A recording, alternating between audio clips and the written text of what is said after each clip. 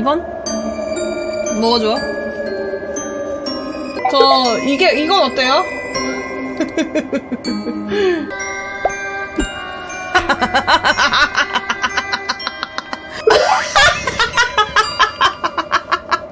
네, 이거는 나중에 하고, 일단 할로윈 분위기는 공포 라디오를 하려면 좀 과몰입을 하기 위해 그냥 2번으로 하자. 그러면 사실 사연을 찾아오려고 했었는데 사연을 굳이 안 찾아도 되겠더라고. 써주신 게 조금 있어서 이거 다 읽을게요. 한번. 안녕하세요. 악녀님 방송을 열심히 즐겨보는 23살 남자 대학생입니다. 오늘 제가 할 이야기는 제가 어렸을 적 실제로 겪은 사연입니다. 저는 수도권에 살고 있지만 제가 살던 동네는 이제 막 재개발이 시작되는 동네였습니다. 재개발이 되지 않은 동네라서 집들이 굉장히 옛날의 모습을 간직하고 있었습니다. 특히 저희 집은 담벼락과 대문, 작은 마당까지 있는 매우 큰 집이었습니다. 일반 주택인데도 50평에 가까운 집이었습니다. 그런 집에 살고 있었죠. 부모님께서는 맞벌이를 하셨고 동생은 아침 일찍 친구네 집에 놀러가는 날이었죠. 그렇게 밥을 먹으며 TV를 보고 있었던 중 마치 누군가가 문고리를 돌리는 소리가 아주 희미하게 들렸습니다. 찰칵찰칵. 저는 제가 처음에는 잘못 들은 줄 알았습니다. 소리가 너무 작기도 했고 그래도 혹시 몰라서 확인하려고 문으로 갔습니다. 문 가운데에는 오목렌즈 같이 안에서 이제 밖을 제대로 볼 수 있었고 밖에서 보면 안에서 사람이 되게 커 보이는 재질로 된 작은 구멍이 있었습니다. 그걸 통해 누가 있는지 확인할 수 있게 되어 있었죠. 전 그 구멍에 눈을 대고 밖을 확인했습니다. 아무도 없었습니다. 그제서야 제가 잘못 들었음을 확인한 후 다시 밥을 먹으러 돌아갔습니다. 다시 밥 몇 숟가락을 떴을까요? 다시 그 소리가 들렸습니다. 이번에는 매우 선명하게 찰칵 하는 소리가요. 본능적으로 무언가를 느꼈는지 저는 두려워하면서 문 옆에 놓인 골프채를 집었습니다. 골프채를 들고 한 번에 타다닥 풀고 밖으로 골프채를 든 채 뛰쳐나갔습니다. 나가자마자 주위를 휙 둘러보았지만 제 눈에 보이는 건 아무것도 없었습니다. 저는 긴장을 놓치지 않고 문을 닫은 다음에 주변을 대문을 확인하러 갔습니다. 대문은 닫혀 있었고 주변에 놓인 쉬백이라든지 다른 물건 뒤도 확인해보았습니다. 그것들에는 아무것도 없었고 그렇게 다시 집에서 밥을 먹으려고 발걸음을 옮겼습니다. 그리고 문 앞에 섰을 때 이상한 걸 깨달았습니다. 닫아둔 문이 활짝 열려 있었습니다. 문을 넘어 본 집은 더 저를 떨게 했습니다. 문 앞에서 시작해서 마치 성인의 구두 자국 같은 신발 자국이 나 있었기 때문입니다. 한 걸음 한 걸음 결국 발이 멈췄습니다.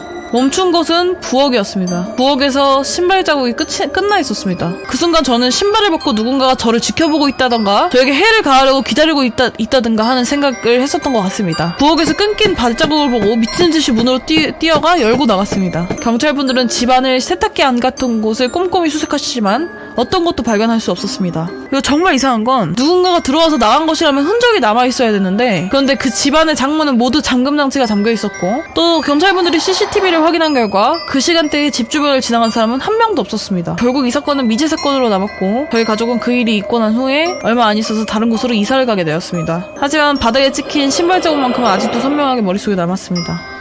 와 이거 좀 무섭다. 진짜 미스테리다.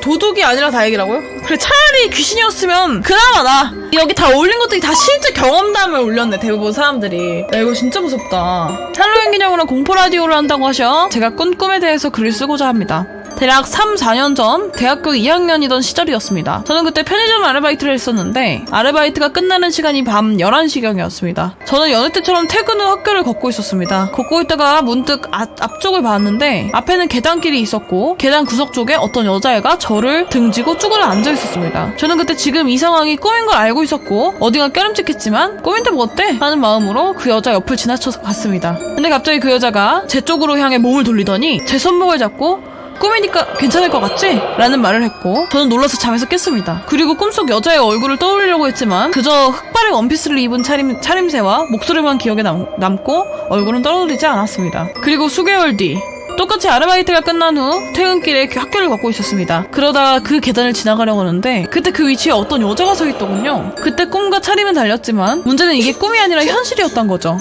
다시 돌아가기엔 30분 이상 걸어가야 했기 때문에 그게 너무 귀찮고 싫어서 눈 딱 감고 그곳을 지나가려고 마음을 먹었습니다. 그리고 아무렇지 않은 척 그 여자 옆 지나쳐 갔는데 다행히 아무런 반응이 없더라고요. 다행이라 안심을 하고 있던 와중에 뒤에서 저기요 하고 부르는 소리가 들렸습니다. 그리고 저는 그때부터 미친듯이 집까지 달려갔습니다. 그 목소리가 꿈에서 들었던 목소리와 똑같다고 느껴졌거든요. 그 뒤로 아르바이트를 그만두기 전까지 다시는 그 길을 이용하지 않고 택시를 타고 퇴근했었어요. 오 이거 진짜 무섭다. 소름 끼쳐. 저기요에서 소름 끼쳤어 진짜. 땡땡월드. 그래 땡땡월드로 가자. 땡땡월드에 어렸을 때 많이 봐서 추억이지만 지금 다시 다 보니까 개 노잼 라이드. 배 타고 동굴을 약 10분 정도 타는 건데 9대가 시간 간격을 두고 순환하는 구조입니다. 배 한 대당 최대 20명까지 탈 수가 있고요. 그 결정적으로 거기 스테이션에 알바 한 명에서 왔다 갔다 하면서 한 줄로 서 있는 손님을 5줄로 분배도 하고, 좁은 부지 면적에 비해 손님이 상한선이 이해 불가할 정도로 매우 높아서 이렇게 바쁜 날에는 본인이 들은 소름 끼치는 일이 발생합니다. 그때 당시 이 일을 겪은 알바가 배가 밀리지 않고 손님을 최대한 많이 탑승시키려고 바쁘게 뛰어다니며, 그럼 그렇게 보낸 배가 돌아올 때는 최소한 10대명이 타고 있는 배가 들어와야 하겠지? 그런데 한참 바쁘게 왔다 갔다 거리고 있는데 아무도 타지 않는 텅 빈 배가 들어오는 겁니다. 한두 명이 타고 있었으면서 서서 장난치다가 혹시 빠졌나? 라고 생각을 할 수도 있는데 10몇 명이 다 같이 증발할 리가 없었으니까, 손님이 많으니까 배 중간에 추가가 됐나? 이렇게 생각을 했다고 합니다. 물론 가끔 이런 경우가 있는데 그동안 운행을 못하는 건 당연한 거고, 배를 추가하면은요, 그렇게 착각한 상태로 교대가 와서 휴게실에 들어갔는데 혹시 이거 보트가 추가된 거냐고 물어봤습니다. 물론 시스템을 누구보다 잘 알고 있는 왕고는 보트 증감은 불가능하다는 걸 알고 있기에 그럴 리가 없다. 빈 보트가 들어오려면 애초에 빈 보트를 보내는 경우에 수밖에 존재하지 않는다. 이렇게 바쁜 날에 빈 보트를 보냈냐 하면서 나무라는 식으로 말했습니다. 그래서 결국 CCTV 녹방을 들어갈 수 있는 키를 가지고 있던 왕고는 확인해보겠다고 자리를 털고 일어났습니다. 그리고 돌아온 왕고가 한 말은 내 말이 맞지? 라는 의기양양한 말이 아니라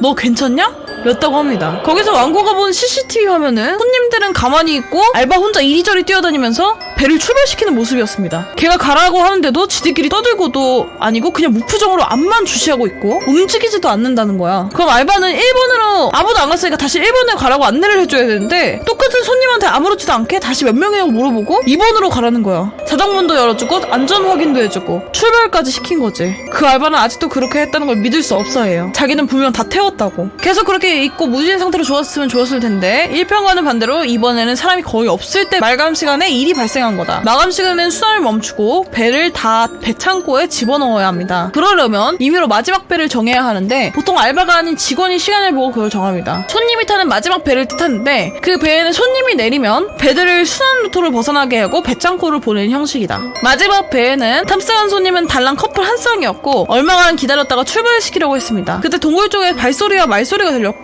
누나로 보이는 여아와 키 제한을 간신히 넘길 것 같은 어린 남아였습니다. 그 둘을 마저 태우고 마지막 배를 출발시켰습니다. 오늘은 마감이 다가오자 손님은 거의 다 빠져서 여유로웠고, 그러다 마지막 배가 들어오는 걸 보고 순간 기분 좋은 여유는 사라지고 다급함만이 남아있었습니다. 탑승장에 들어오는 그 배에는 커플 한 쌍만 타고 있었던 겁니다. 애들이 빠졌다. 급히 그 커플에게 물어봤다. 같이 탔던 애들 어디 갔냐고, 혹시 어디서 빠졌는지 봤냐고. 그 커플은 뒤를 보더니 뭐지 애들 어디 갔지? 하고 자기네들끼리 모르겠다고 출구로 나갔습니다. 순간 저 때문에 인지한 직원과 나는 CCTV를 돌려보았습니다. 그리고 나는 그때 잊었던 1편 사건을 되돌릴 수밖에 없었습니다. 나 커플 그리고 직원이 보았던 그 아이들은 CCTV 화면에 어디에도 보이지 않았습니다. 처음부터 끝까지 그 배에는 커플만 타고 있었고 나는 아무것도 없는 허공을 바라보며 안내하다가 배를 출발시킨 것입니다. 놀이공원 소리 좀 무섭다. 놀이공원 소리 많이 무섭네. 어렸을 적 이야기입니다. 과거 나는 청주의 모 동네에 무심천 근처에 살고 있었습니다.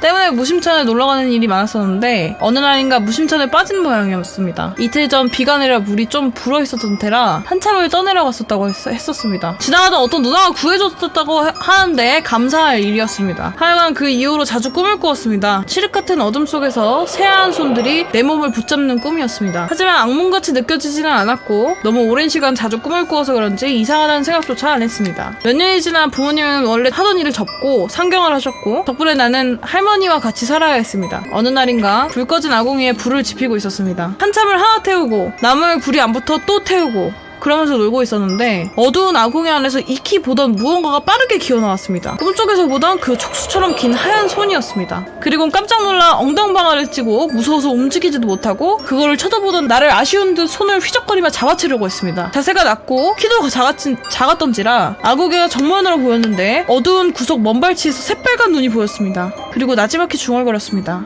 아가, 우리 이쁜 아가 이리 오렴? 그것은 마치 자신의 아이를 부르는 것 같은 말투와 목소리였습니다. 그러자 나도 모르게 아궁이 근처로 천천히 몸을 기울었던 것 같았습니다. 어디 이것이? 할머니는 장작으로 쓰는 나무를 집어들고 나를 향하는 손을 계속 내리쳤습니다. 팔이 계속 휘적거리자 할머니는 내 손을 잡고 꾸다닥 부엌에 나가셨습니다. 그리고는 그대로 방으로 들어가셨는데 집의 벽에는 수많은 부적이 붙어 있었습니다. 방에서 절대 나오지 말라고 하셨습니다. 앞으로 더 와서 손을 뻗으면 충분히 나를 잡고도 남음인데 더 앞으로 오지 못한 것은 아마 아궁이 위쪽에 벽에 붙어있던 부적 때문이 아닌가 싶었습니다. 싶었습니다. 그 덕에 아궁이 속 그것은 벽의 부적을 기점으로 머리를 밖으로 내밀지 못했던 게 아닌가 싶었습니다. 방에 가만히 앉아서 벽만 바라보고 있는데 바닥에서 다시 나지막히 그것의 목소리가 들렸습니다. 아가, 우리 아가를 누가 데려갔니? 까드득 까드득 손톱으로 천천히 바닥 아래가 긁히는 소리가 들렸습니다. 새우잠을 자던 나는 화들짝 놀라서 눈을 떴습니다. 신새벽 색동옷을 입은 아주머니가 서 계셨는데 할머니보다 한참 어려 보였음에도 불구하고 틱틱 반말을 내뱉었습니다. 예끼, 이 여편네는 나이를 먹더니 눈에 백태가 낀 게야? 귀한 손주나람이라면 어떻게 저주경이 되도록 놔둔 게야? 어릴 적 하는 것이 정말 할머니 어렸을 적부터 봐온 사람처럼 보였고 할머니 역시도 그때 그렇게 그 아줌마를 대접했습니다. 아주머니는 무쇠로 만든 작두칼을 들어 대들보에 꼽더니 일단 저놈한테 붙은 잡것들부터 다 떼내고 그 다음에 저 빌어쳐먹을 년을 집어넣어야지. 어디 돼진년이 산새끼를 지 애새끼라고 잡아가는 거야? 난 이상하게 아무리 잠을 자도 눈이 뻑뻑하고 피곤한 게 늘상 힘들었는데 아줌마가 다가오니까 정신이 번쩍 들면서 처음으로 맑은 정신이 돌아오는 것 같았습니다. 그럼에도 불구하고 바닥에서 나지막히 그것의 목소리가 울리고 있었는데 마치 울부짖는 것처럼 들려왔습니다. 내 아이를 돌려줘.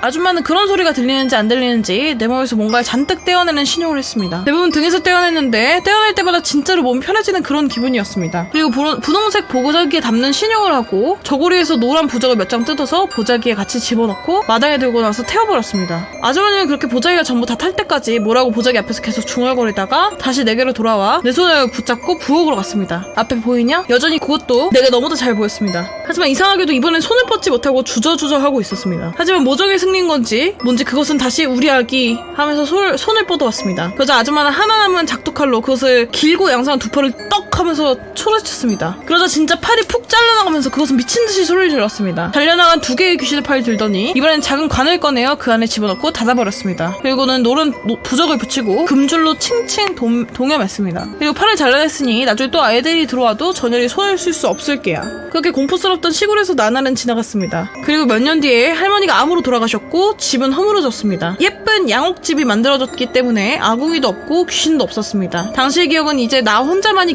간직하는 기억이 되었고 간간히 군대에서 훈련 중 텐트에 잠이 안 오면 재미로 해주거나 여자친구를 놀려줄 때 가끔 하는 이야기가 돼버렸습니다. 벌써 20년도 더 된 이야기입니다. 하지만 내가 이렇게 글을 쓰게 된 이유는 밤이면 찾아와서 뒤에서 날 천천히 끌어안는 그것 때문입니다.